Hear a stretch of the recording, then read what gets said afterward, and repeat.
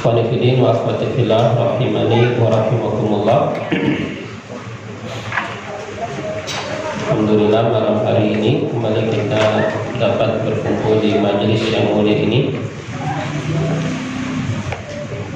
untuk kembali melanjutkan pembahasan kita atas kitab Ashrul Mujibatun Lin Najat, yaitu 10 sebab atau 10 jalan menuju keselamatan.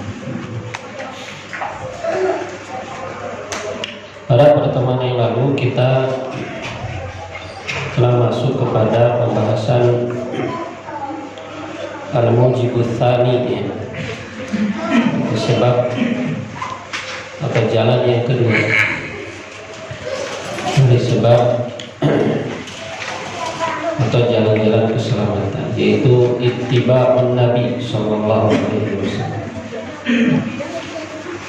itu mengikuti kepada sunnah Nabi sallallahu alaihi wasallam,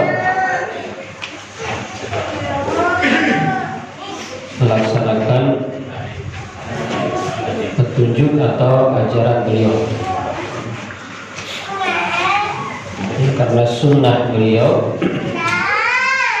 itu diumpamakan seperti perahu keselamatan, seperti bahtera keselamatan,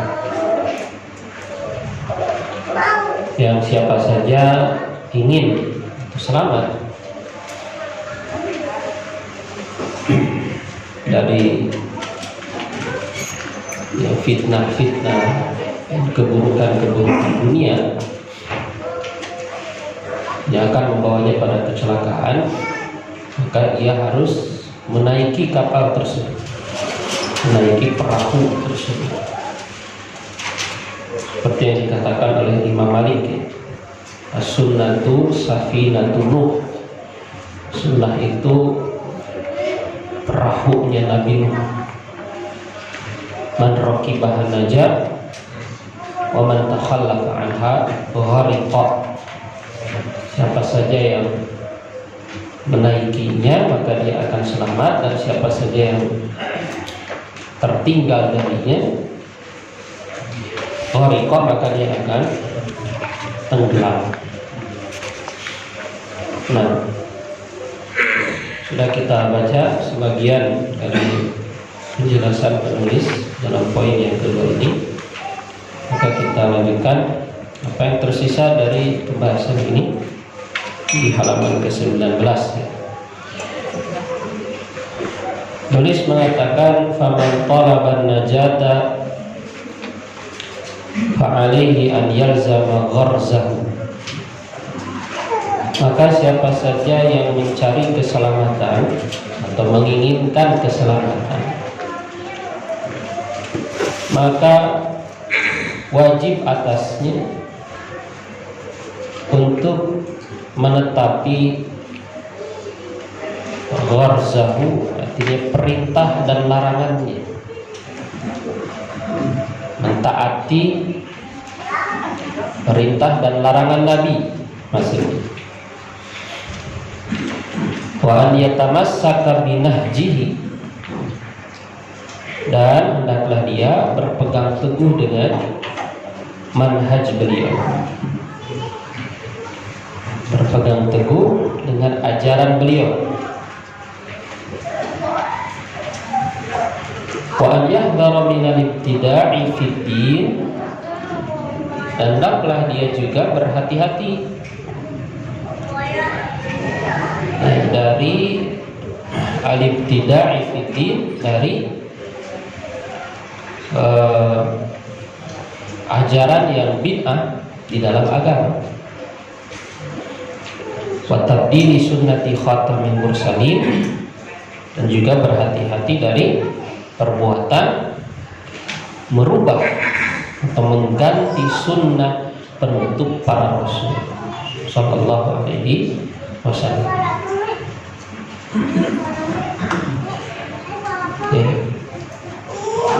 Nah, maka orang yang menginginkan keselamatan dia harus sungguh-sungguh untuk menetapi ajaran beliau, bersungguh-sungguh untuk berpegang teguh dengan manhaj beliau, dan dia juga hendaklah berhati-hati dari sikap atau perbuatan yang sebaliknya, yaitu sikap dan perbuatan yang menyimpang dari ajaran beliau. Sikap dan perbuatan yang menyimpang dari ajaran beliau, di antaranya adalah yaitu melakukan perbuatan bid'ah atau mengikuti ajaran yang termasuk bid'ah di dalam agama yang tidak datang dengannya Rasulullah Shallallahu Alaihi Wasallam. Itu ajaran yang dinisbatkan kepada agama, akan tapi ajaran itu tidak datang dengannya Rasulullah Shallallahu Alaihi Wasallam. Itulah hakikat dari bid'ah. Begitu juga sikap atau perbuatan tabdil, yaitu mengganti, merubah-rubah sunnah Rasul Shallallahu Alaihi Wasallam. Itu merubah yang tadinya begini, kemudian dirubah menjadi yang lain, atau menggantinya. Tabdil itu artinya berubah atau mengganti. Yang sunnahnya justru disingkirkan, diganti dengan yang selainnya. Walihada kana minusin Nabi Sallallahu Alaihi Wasallam di ummatihi. Oleh karena itu termasuk di antara nasihat Nabi kepada umatnya, idza khataba, apabila atau ketika beliau menyampaikan khutbah, hadzarhum minan bid'ah, maka beliau Sallallahu Alaihi Wasallam memperingatkan mereka, umatnya, dari perbuatan bid'ah, dari ajaran-ajaran yang bid'ah, dari ajaran-ajaran yang tidak ada landasannya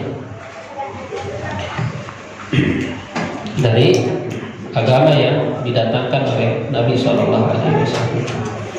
Wa khassahum ala tamassuki bi sunnati, dan beliau Sallallahu Alaihi Wasallam juga dalam khutbahnya sering memerintahkan mereka, mendorong mereka agar berpegang teguh kepada sunnah beliau.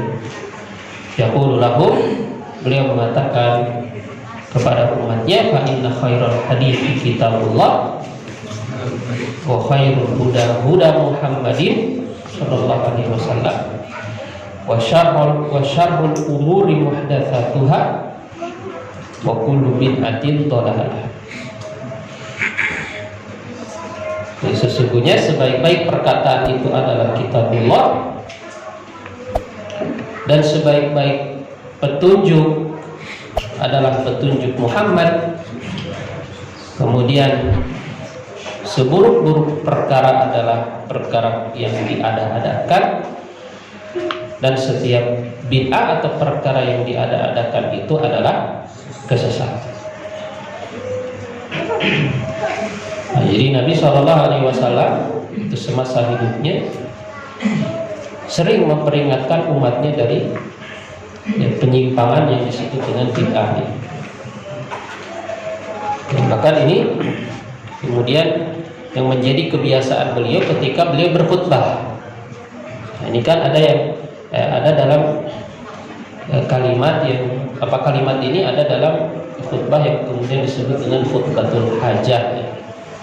Khutbatul hajah yang diriwayatkan oleh Ibnu Mas'ud, Abdullah bin Mas'ud. Bahwa Nabi SAW dalam khutbah-khutbahnya itu diantaranya menyampaikan kalimat ini, memperingatkan umatnya dari perbuatan bid'ah. Ya, padahal mungkin di zaman beliau belum ada bid'ah itu. Belum ada bid'ah. Tapi beliau terus menerus memperingatkan darinya. Ini menunjukkan sangat bahaya perbuatan bid'ah. Nah, di antara bahayanya perbuatan bid'ah ini adalah bahwa bid'ah dinyatakan Nabi SAW sebagai dhalalah, sebagai kesesatan. Sebagai kesesatan. Kullu bid'atin dhalalah. Allah Subhanahu wa taala juga mengatakan fama ba'dal haqqi illa dhalal, maka tidak ada sesudah kebenaran itu kecuali kesesatan. Maka pilihannya hanya dua, kebenaran yaitu sunnah atau ya bid'ah yang itu adalah kesesatan. Jadi kalau kita ingin selamat dari dhalalah ini, dari kesesatan, ya maka tidak ada cara lain bagi kita kecuali mengikuti sunnah beliau sallallahu alaihi wasallam, ittiba kepada sunnah beliau. Ya, dan selamat dari kesesatan itu kan juga yang selalu kita minta dari Allah Subhanahu wa taala setiap kita sholat. Ya kan? Setiap kita sholat, kita membaca ghairil maghdubi alaihim waladdallin. Ihdinas siratal mustaqim, tunjukilah kami kepada jalan yang lurus. Kemudian kita berlindung kepada Allah dari dua jalan, bukan jalan orang-orang yang dimurkai dan bukan pula jalan orang-orang yang tersesat. Kita selalu meminta kepada Allah Subhanahu wa taala petunjuk, kemudian meminta kepada Allah supaya kita dijauhkan dari dua jalan ini. Di antaranya adalah jalan orang-orang yang tersesat.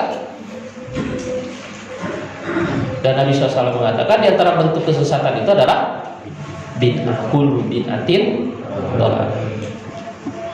Betul. Ya. Dan bahaya-bahaya yang lain dari perbuatan bid'ah ini banyak. Nah, di antara yang menyebutkannya ada Syekh Muhammad bin Shalih Al-Utsaimin dalam syarahnya Kitab Riyadhus Shalihin. Dalam syarah beliau, syarah Kitab Riyadhus Shalihin, beliau menyebutkan ada 8 bahaya atau kerusakan bid'ah. Yang pertama ini barusan, bahwa bid'ah itu kesesatan. Kemudian yang kedua, bahwa orang berbuat bid'ah berarti tidak ittiba. Padahal salah satu syarat kita mendapatkan cinta dari Allah Subhanahu wa taala adalah ittiba kepada Nabi sallallahu alaihi wasallam. Qul in kuntum tuhibbunallah fattabi'uni yuhibbukumullah wa yaghfir lakum dzunubakum. Katakanlah wahai Nabi, kalau kamu cinta kepada Allah maka ikutilah aku, ikuti Nabi, maka Allah akan cinta kepada. Jadi kalau kamu mengaku cinta kepada Allah, maka ikuti Nabi. Dengan sebab itu Allah akan cinta kepada kamu. Ayat ini dikatakan oleh Imam Al-Bukhari sebagai ayatul mihnah. Ayatul mihnah, yaitu ayat ujian. Ujian bagi siapa? Ujian bagi orang yang mengaku cinta kepada Allah. Ya, orang yang mengaku bahwa dirinya cinta kepada Allah, maka dia harus diuji dulu. Diuji dengan apa? Diuji dengan apakah dia ittiba kepada Nabi atau tidak. Maka pengakuan cinta kepada Allah itu tidak cukup, sampai kemudian dia melewati ujian terlebih dahulu dengan bagaimana ya sikap dia, komitmen dia untuk mengikuti sunnah Nabi Shallallahu Alaihi Wasallam. Kalau kemudian dia mengikuti sunnah beliau Shallallahu Alaihi Wasallam, maka benar cintanya kepada Allah, sehingga cintanya itu mendatangkan cinta Allah kepada. Ya. Dan inilah yang menjadi tujuan utama yang terpenting dari kita cinta kepada Allah Subhanahu wa taala. Makanya dikatakan laisa sya'nu an tuhib walakinna sya'na kulla sya'ni an tuhab. Yang terpenting itu bukan sekedar kamu cinta, tapi yang paling penting itu, yang terpenting itu adalah kamu dicintai. Ya. Jadi yang terpenting itu bukan kamu mencintai, tapi yang terpenting itu dicintai. Buat apa mencintai tapi tidak dicintai? Gitu. Ya kan? Nah, sesama manusia juga kan begitu ya. Sesama manusia juga seperti itu. Kita cinta sama seseorang, tapi orang itu gak cinta dengan kita. Bertepuk sebelah tangan. Ya, bertepuk sebelah tangan. Cinta yang bertepuk sebelah tangan. Nah, sama Allah juga begitu. Orang aku cinta sama Allah, tapi ibadahnya menyimpang, tidak sesuai dengan sunnah Rasul. Ya, maka dia tidak akan dicintai oleh Allah gitu. Ya, maka yang terpenting itu adalah bukan sekedar mencintai, tapi kita dicintai oleh Allah Subhanahu. Nah, supaya kita dicintai oleh Allah, nah ini ayatnya tadi. Itu. Nah, jadi di antara kerusakan bid'ah adalah bahwa bid'ah adalah sikap tidak ittiba kepada Nabi, sehingga orang tidak ittiba kepada Nabi, dia tidak akan mendapatkan cinta Allah. Gitu. Nah, begitu juga Syekh Muhammad bin Shalih Al-Utsaimin mengatakan bahwa orang yang berbuat bid'ah itu, maka dia melakukan sesuatu yang bertentangan dengan esensi syahadat Muhammad Rasulullah. Ya. Di antara konsekuensi dari syahadat Muhammad Rasulullah itu apa? Yaitu kita beribadah kepada Allah mengikuti sunnah beliau. Nah, konsekuensinya kan ada 4 syahadat Muhammad Rasulullah. Syahadat itu kan bukan cuma kata-kata yang kita ucapkan, tapi juga sesuatu yang harus kita laksanakan konsekuensinya. Syahadat la ilaha illallah ada konsekuensinya. Syahadat Muhammad Rasulullah juga ada konsekuensinya. Apa konsekuensinya? Ta'atuhu fima amar, tasdiquhu fima akhbar, wajtinabu manaha anhu wa zajar. Ya, kemudian apa? Wa alla yu'badallah illa bima syara'.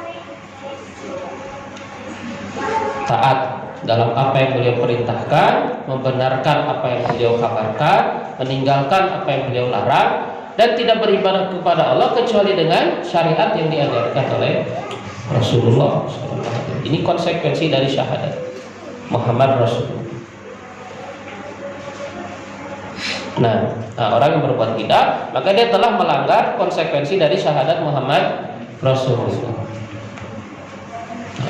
Nah, ini tentu saja perkara yang berbahaya, kan? Perkara yang berbahaya. Begitu juga diantara bahayanya perbuatan bid'ah ini, perbuatan bid'ah ini juga mengandung celaan kepada Islam itu sendiri. Ya, bagaimana perbuatan bid'ah ini mengandung celaan kepada Islam? Karena Islam ini telah sempurna, ya kan? Agama Islam ini telah sempurna seperti yang Allah nyatakan dalam Al-Quran, Al-yawma akmaltu lakum dinakum wa atmamtu alaikum nikmati wa raditu lakumul Islam din. Pada hari ini telah aku sempurnakan untukmu agamamu, dan aku telah ridho Islam sebagai agama.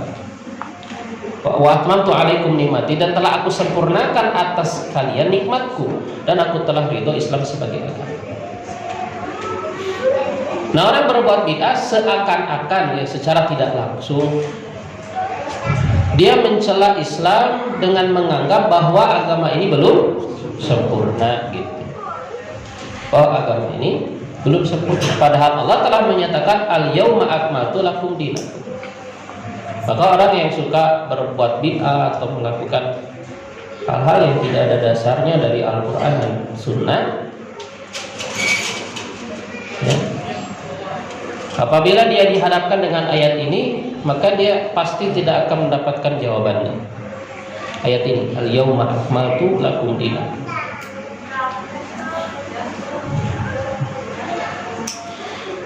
Ya, begitu juga di antara bahaya bid'ah ini, bahwa perbuatan bid'ah ini juga mengandung celaan kepada Rasulullah Shallallahu Alaihi Wasallam. Ya. Kenapa? Karena orang yang berbuat bid'ah atau meyakini suatu bid'ah secara tidak langsung dia juga menganggap Rasulullah mengkhianati risalah yang disampaikan kepadanya dari Allah Subhanahu wa taala. Makanya ya, biasanya kan di antara dialog ya, pada orang yang memiliki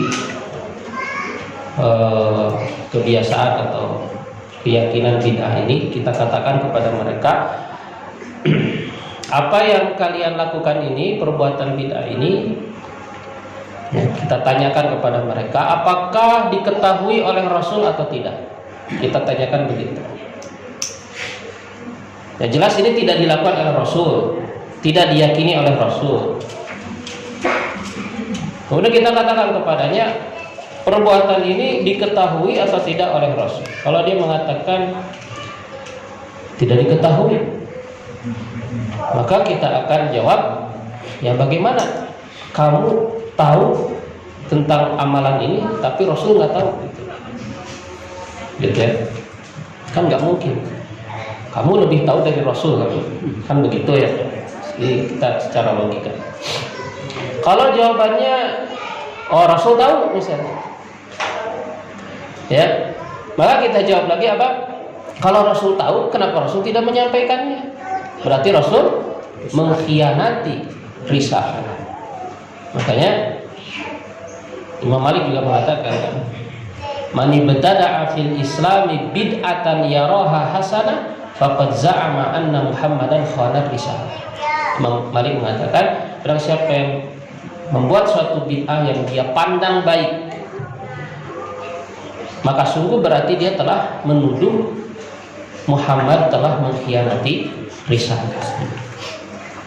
Ini juga di antara perkataan salaf terkait dengan perbuatan. Nah, jadi di antara bahaya bid'ah ini semua yang dikatakan oleh Syekh Muhammad bin Shalih Al-Utsaimin, bahwa bid'ah itu mengandung celaan secara tidak langsung kepada siapa? Rasulullah Sallallahu Alaihi Wasallam. Ya, imam mencela bahwa Rasul itu tidak tahu amalan itu, berarti bodoh Rasul itu. Atau Rasulullah tahu tapi tidak menyampaikan. Padahal semua yang diajarkan oleh Allah, yang diperintahkan oleh Allah, ya kan, terkait dengan agama ini, itu sudah disampaikan semua, tidak ada yang disembunyikan.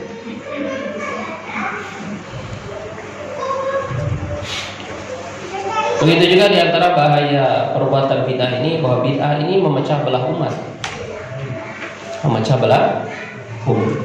Kalau orang dibiarkan ibadahnya sesuai dengan ya keinginan masing-masing kan, ya nanti beda-beda, nanti yang ini pengen gini, yang ini pengen gini. Maka bid'ah itu sesungguhnya juga memecah belah. Nah, ya, kalau ajaran ini dikembalikan kepada Al-Quran dan Sunnah, baik dari sisi akidah atau keyakinan, begitu juga dari sisi ibadahnya, maka umat akan berpecah belah.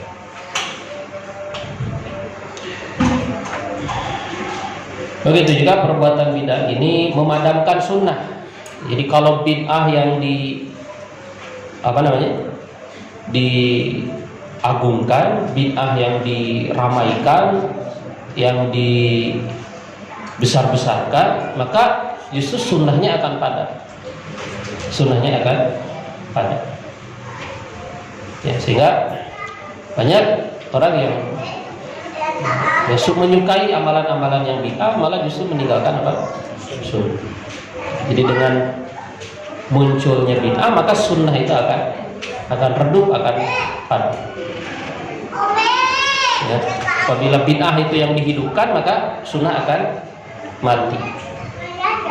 Maka di antara cara itu juga menghilangkan bid'ah itu adalah ihya'us sunnah, yaitu menghidupkan sunnah. Menghidupkan sunnah. mengajarkan sunnah, menyebarkan sunnah, itu kan, memahamkan sunnah.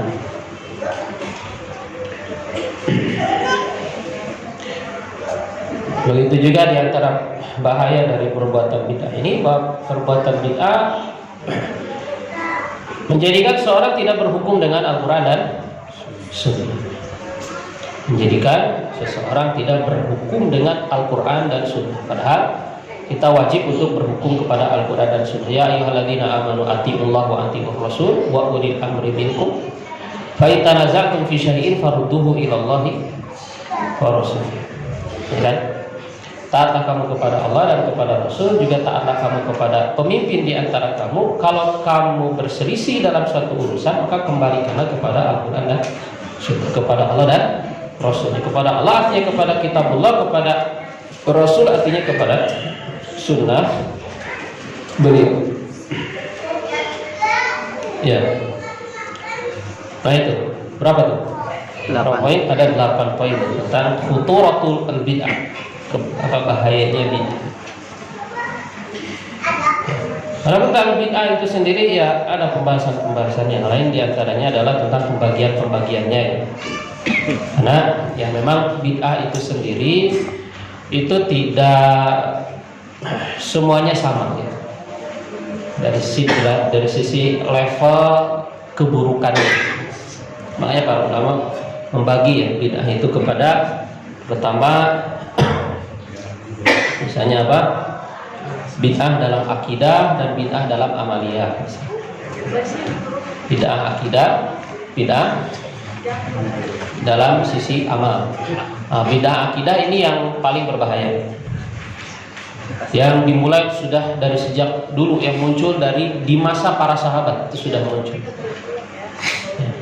Bid'ah yang pertama ini bid'ah Khawarij. Kemudian diikuti oleh Syiah. Ini semuanya bid'ah akidah ya. Nanti Khawarij itu nanti terbagi-bagi lagi menjadi beberapa kelompok. Syiah juga terbagi-bagi lagi menjadi beberapa kelompok. Kemudian muncul lagi Qadariyah. Masih di masa para sahabat. Sehingga ada perkataan Ibnu Umar untuk orang-orang mengingkari takdir. Akhbirhum fa innahum laisu minni walastu minhum. Kabarkan kepada mereka, kata Ibnu Umar, aku bukan bagian dari mereka, mereka bukan bagian dari diriku. Ya, dari riwayatnya di Sahih Muslim. Qadariyah. Kemudian Mu'tazilah juga punya kemiripan dengan Qadariyah. Muncul Jahmiyah.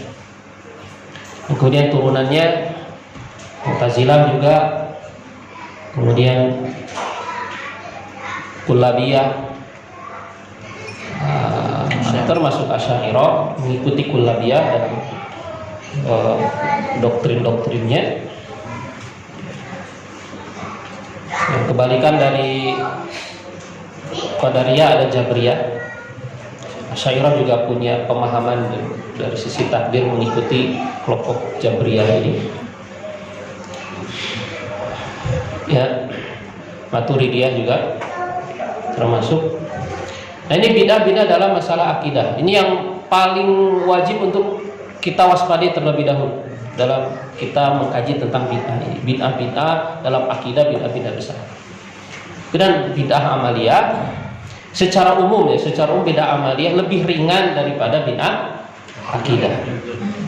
Gitu kan, sehingga penyikapan para ulama juga berbeda terhadap yang memiliki bid'ah akidah dengan bid'ah amaliyah. Syiah itu bid'ah akidah, bid'ah besar itu. Ya, sehingga para ulama itu lebih keras daripada yang melakukan bid'ah. Nah, termasuk juga Sufiyah ya. Sufiyah juga ada bid'ah akidah ya di situ, tidak hanya amaliyah Sufiyah. Nah, kemudian bid'ah juga dibagi menjadi bid'ah mukaffirah dan bid'ah ghairu mukaffirah. Ada bid'ah yang mengkafirkan pelakunya, menyebabkan kekafiran, dan ada bid'ah yang tidak menyebabkan kekafiran. Nah, seperti misalnya apa? Jahmiyah. Jahmiyah itu dikafirkan yang mengikuti pemahaman Jahmiyah yang dinisbatkan kepada tokoh bernama Jaham bin Safwan ya. Jahm bin Sofwan ini juga mengambil ajaran dari Ja'ad bin Dirham. Ja'ad bin Dirham mengambil pemahamannya dari salah seorang tokoh Yahudi. Ya, bagaimana bid'ahnya Jahmiyah ini? Bid'ahnya Jahmiyah ini mereka mengatakan bahwa Allah itu tidak punya nama, Allah tidak punya sifat. Allah tidak punya nama, tidak punya sifat, kata mereka. Ini sepakat para ulama mengkafirkan. Dan para ulama salaf juga membantah kelompok Jahmiyah. Imam Ahmad punya kitab Ar-Rad 'alal Jahmiyah, bantahan kepada kelompok Jahmiyah. Gitu. Kemudian Qadariyah, Gulatul Qadariyah ini juga dikafirkan. Qadariyah ekstrim, karena Qadariyah itu juga ada level-levelnya. Ada yang gulat itu artinya apa? Ekstrim. Yaitu yang mengingkari takdir dalam martabah yang paling tingginya, yaitu martabatul ilmi.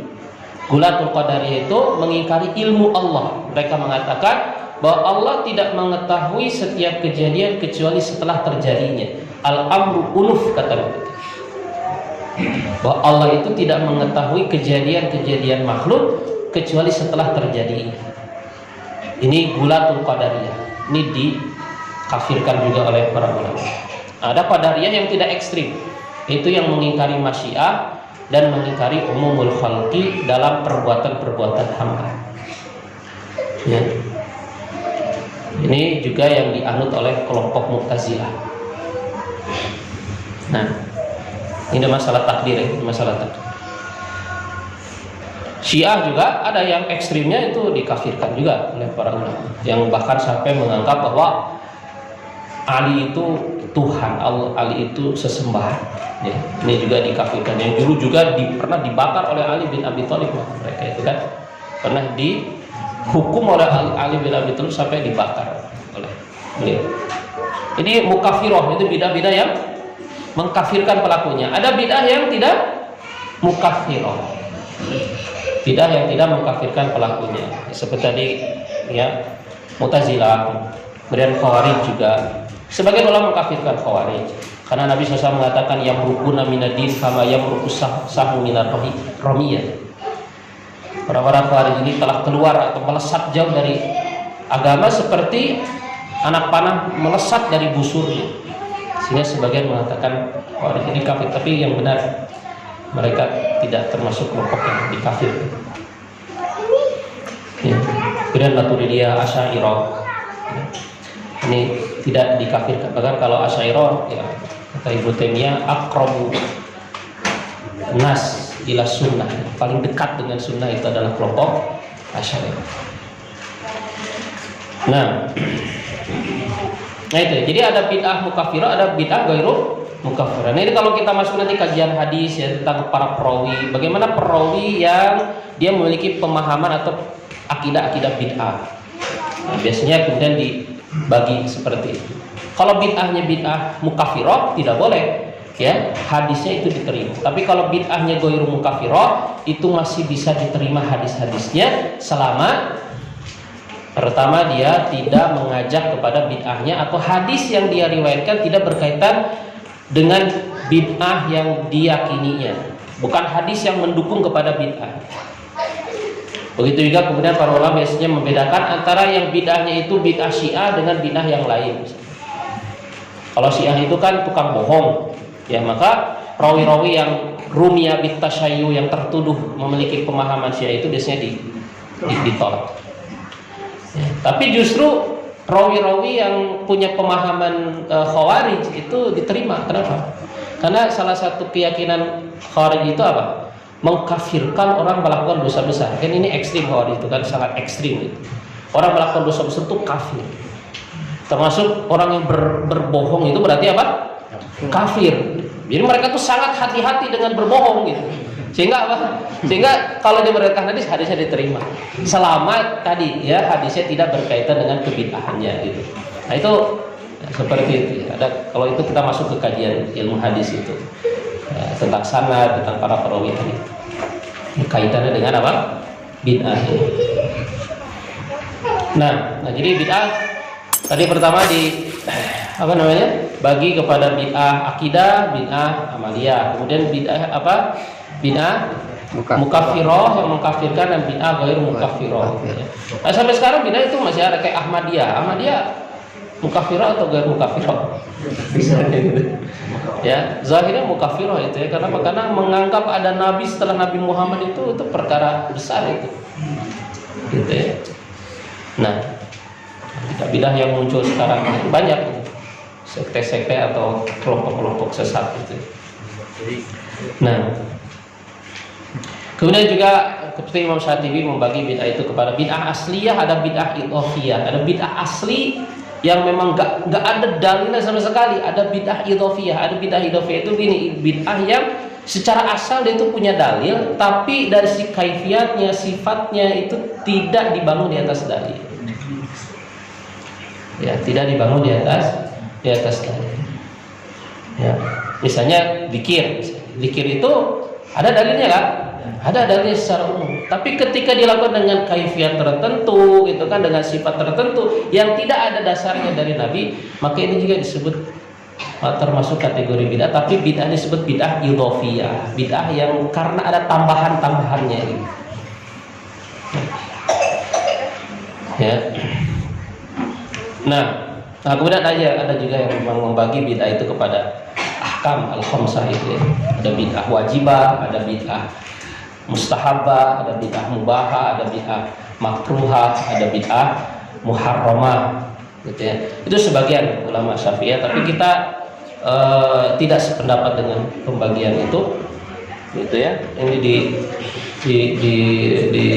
dikatakan oleh sebagian para ulama, di antaranya Imam Nawawi, kemudian Al-Izz Ibn Abi Salam, ulama Syafi'iyah ada yang berpendapat seperti ini. Dibantah oleh Al-Imam Syatibi dalam kitabnya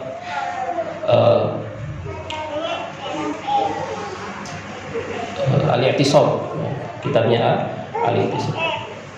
Ibnu Taimiyah juga membantah pembagian bid'ah kepada ini, atau bid'ah apa yang disebut hasanah, bid'ah apa? Sayyi'ah, dan bid'ah hasanah ini ya. Nah, ini juga kita tidak menyepakatinya.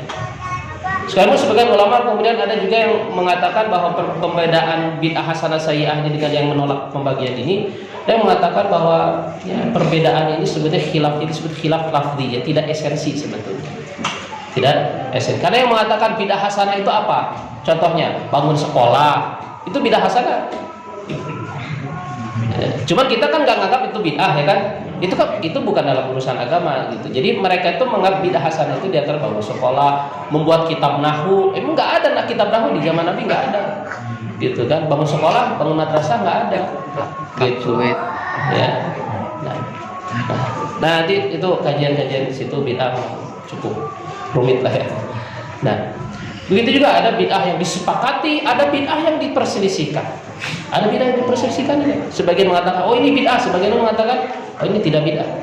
Dan mereka ulama muktabar semuanya yang mengatakan, ya, maka ini termasuk kepada masalah khilafiyah. Baik. Jadi bahas masalah bid'ah. Ya. Baik, qala al-musannif rahimahullah wa akhbara anna man iltazama sunnatahu fa innahu sayaridu ala khawdihi syarif yaumal qiyamah. Rasul juga mengabarkan bahwasanya orang yang konsisten dengan sunnahnya, maka dia akan datang kepada telaga beliau yang mulia pada hari kiamat. Nanti di hari kiamat ada haud ya. Haud, telaga Nabi. Yashrabu minhu, dia akan minum darinya. Wa amma man baddala sunnatahu wasta'adha 'anha bil bidah. Adapun orang yang mengganti sunnah beliau kemudian menempatkan yang mengganti sunnah itu dengan bid'ah, fa innahu sayudzadu wa yub'adu min haudi, maka dia akan diusir dari telaga Rasul. Nah, di antara nanti akibat orang berbuat bid'ah itu, nanti di hari kiamat dia akan diusir dari telaga Rasul. Ya, di padang mahsyar. Wa yuqal lin nabi, kemudian dikatakan kepada Nabi, nah, jadi ada orang-orang yang datang ya, mendatangi telaga Rasul yang lebarnya, luasnya itu apa?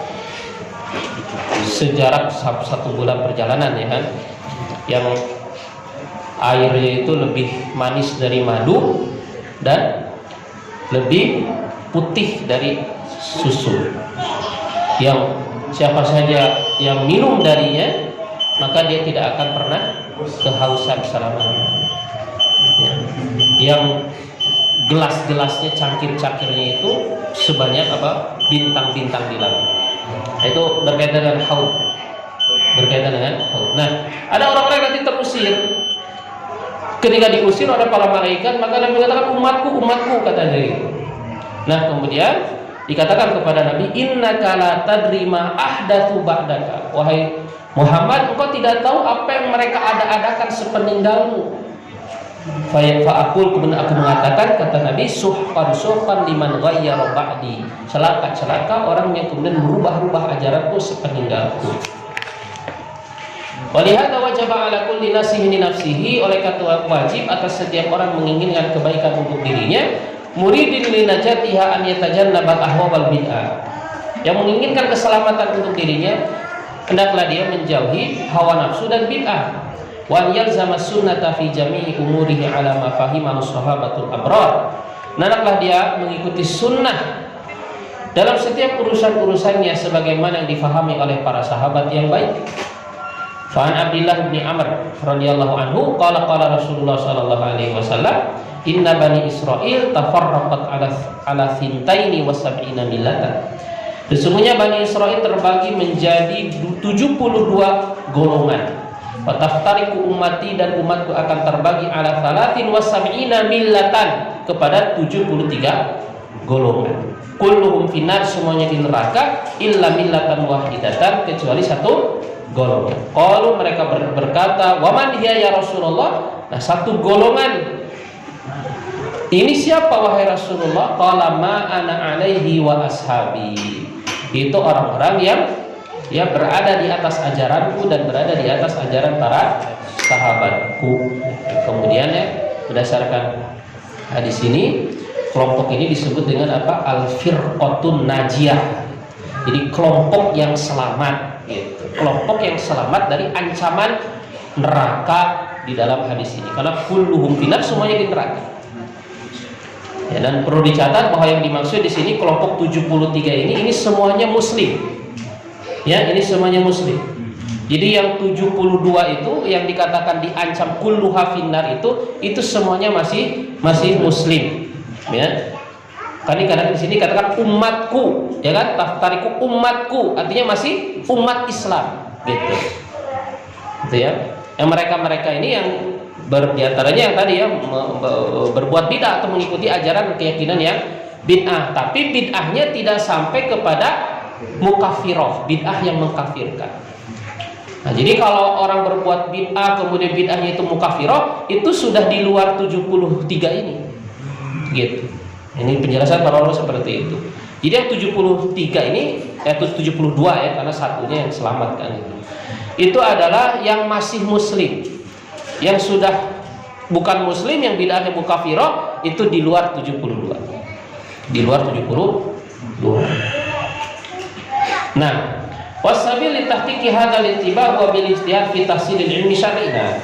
Dan perkara yang penting, jalan untuk merealisasikan ittiba ini adalah bersungguh-sungguh untuk menghasilkan ilmu. Nah, jadi belajar mencari ilmu. Supaya apa? Supaya kita bisa ittiba. Karena ittiba nggak bisa dilakukan kecuali dengan ilmu. Maka langkah pertama supaya kita bisa ittiba adalah menghasilkan ilmu, mempelajari ilmu syar'i. Al-mabni alal kitabi was sunnah, yang dibangun di atas Al-Quran dan sunnah. Hatta ya'budal muslimu rabbahu ala basiratin, sehingga seorang muslim bisa beribadah kepada Rabbnya di atas basirah, di atas ilmu. Wa ala wafqi hadi nabiyina amin, dan mengikuti atau sesuai dengan petunjuk Nabi kita yang al-amin, yang mulia, yang amanah, sallallahu alaihi wasallam. Fabil ilmi najatu minal makhazi wa bil jahli al madallatu war ragham. Maka dengan ilmu akan selamat dari kehinaan-kehinaan, dan dengan kebodohan maka seorang akan ditimpa kehinaan. Wal hadid dalilu ilal ma'ali. Ia adalah Ilmu itu adalah petunjuk ya kepada ketinggian.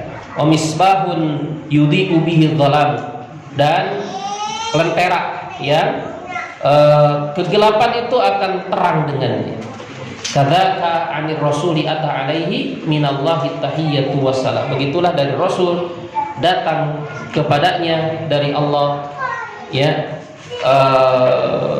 keselamatan. Saya selesai pembahasan yang kedua ini. Mudah-mudahan bermanfaat. Wa akhiru da'wana alhamdulillahi rabbil alamin. Wassallallahu wasallam ala nabiyina Muhammadin wa ala alihi wa sahbihi